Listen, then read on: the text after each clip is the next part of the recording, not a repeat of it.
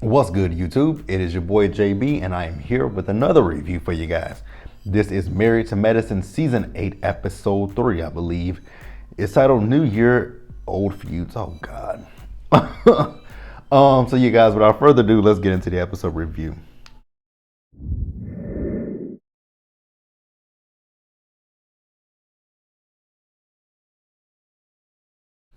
All right, you guys. So before we get into the review, I once again want to tip my hat off to the medical the doctors on this show, Dr. Scott, Dr. Tessa, Dr. Simone.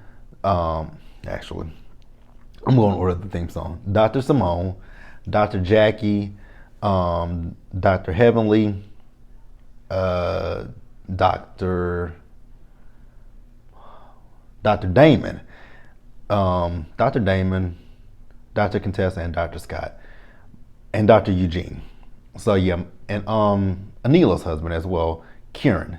So my hat is off to those doctors, especially and I have to say this, and I don't want this to come off in a rude way, but definitely to the black doctors.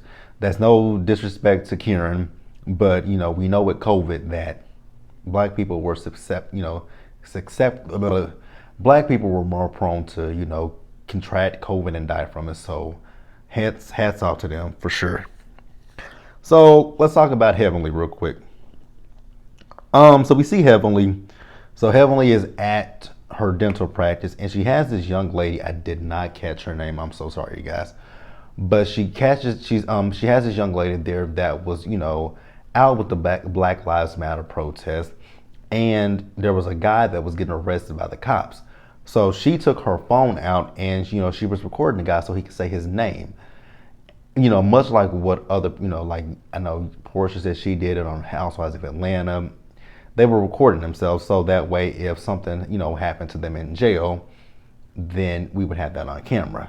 So then she says that two other cops came up to her, and one of them just hauled off and just punched her in the face. Now she says she doesn't know what hit her in the mouth first. Was it her, if it was her, because she was recording them as well. So she doesn't know if her phone hit her in the mouth or if it was the cop's fist. Like, that is disgusting. A cop, you are there to protect and serve. Now, unless the protest gets rowdy and rambunctious, then yes, I still don't agree with using physical force, and especially on a man to a woman. It's a stark contrast between what happened with the Black Lives Matter protest, which the right wing will always say, "Look at what happened last summer. The cities were burning down," in comparison to what happened at the Capitol. But yeah, Heavenly is gonna fix her teeth for her, which I think that was a good, kudos to Heavenly for that one. Then we get a blast from the past with Heavenly. We see Quad. So Quad and Heavenly are catching up, which is so weird because I don't know when this happened, but I do remember at one point on social media, Heavenly and Quad were going back and forth with each other. They were shading the hell out of each other, but you know what? It is what it is. So Quad tells Heavenly, she's dating, but whatever. I really don't care, to be quite honest with you. So they talk about Toya, and Heavenly tells her that Toya has been quite mean lately. So then Heavenly asks her, "How are you and Quad?" And Quad, thinking that they're good, she's like, "Girl, have you saw this?" So she shows her this live, which I actually do remember that live. So I remember that live. And Toya was clearly drunk in the live because she was talking, she was talking cash money shit about Heavenly and Quad. They always over there in their damn apartment, and they always be talking that bullshit. And I was just like, ooh, that is not going to be good. Now, see, I didn't agree with Quad when she was talking about Toya's house, that Toya had to beg, borrow, and steal, and in that order to get the house. And then you putting this woman's business out there. You talking about the fact that, on top of her taking a loan out for the house, she took out $100,000 loan for the a personal loan for the pool. Okay, if she took out ooh. I hope Toya and Eugene will get back in debt again. Ugh. But see, here's the thing that's still puzzling me. They are selling this house, so are we just not gonna mention that they selling that house? Are we not gonna mention that? Okay, I guess we're not. Let's move on.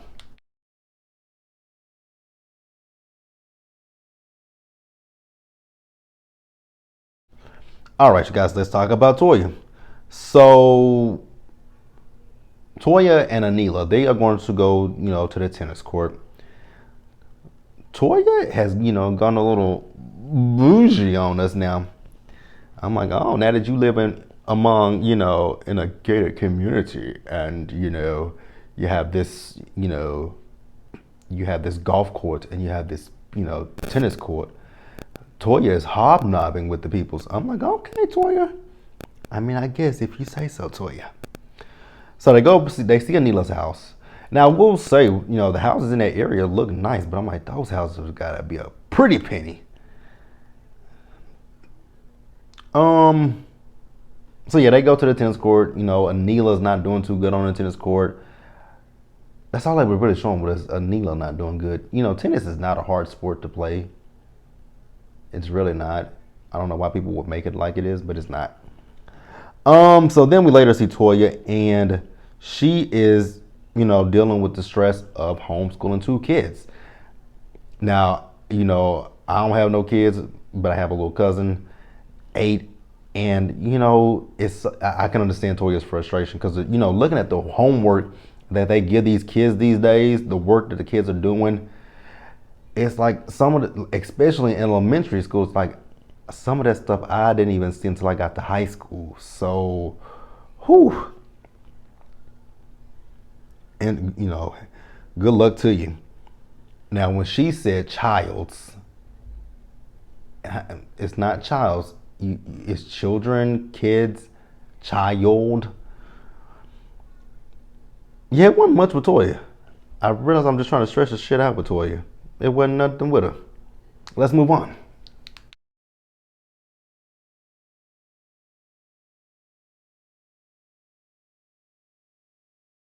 All right, guys. Next, let's discuss Contessa. So Contessa has Jackie down to the practice, and she's just showing her around. I guess she's like showing her, the bath. She showed her the bathroom where there's a shower in there. Showed her where they would do some certain treatments for people who have addictions. Show her where the practice, where I guess like the exam rooms would be. And I commend Contessa for this. So on top of Contessa doing, this as a primary care, it's also going to be a facility for people who has an addiction. So it's going to be an all-around treatment center, which is a good thing. So then, they go outside and they have a conversation and they talk to each other. And, she's just trying to get, some advice from Jackie. And, Jack, because we all know Jackie has her own practice. And Jackie's just telling her, she did some things that cost her money in her first year. She didn't bill on time. She bought some things that, she probably might not have needed. So, Contessa was like, hearing the things that you and Heavenly have told me, I'm definitely, taking it in, and, I'm, cognizant of what not to do. So then, the thing is with Contessa is, because, Jackie asked her, so how are things with you and Scott? Are you guys still in therapy? She says Scott left therapy, and so Jackie's like, well, are you still in therapy? And she says, no, I'm not in therapy. I'm too busy. I mean, I get it. You can be a little busy, but you can make time. Like you could do teletherapy. You could set up your phone and talk to a therapist that way. So there's no reason why you can't go to therapy. And I think that you guys need to get back into therapy, especially with you guys getting ready to go into business with each other. Because all you're doing is just sweeping the issues under the rug. And if you guys are going to have a practice with each other, you guys are going to be literally spending all day with each other. You go to work with each other, and then you come back home to each other. Y'all going to have some issues. Just saying. Just saying, you guys are gonna have some issues for real, for real. But I wish the best for Contessa and for Scott. But let's move on.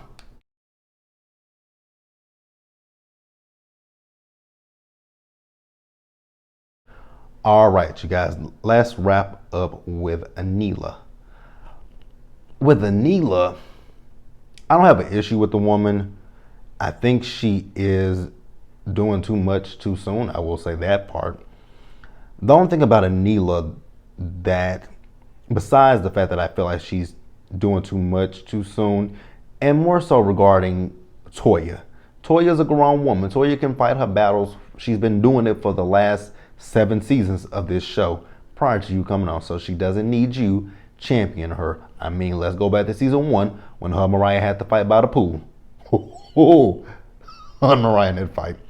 So yeah, the issue with Anila for me, and I'm not even a big Mariah fan, but I just feel that when they cast Anila, they knew what they were doing. When they cast this woman, this is an Indian American woman, and y'all have Mariah on this show, y'all, and that was one of Mariah's complaints is y'all never showed her family life on this show. But here y'all are with Anila, in the first few episodes of Anila, we're talking about her family.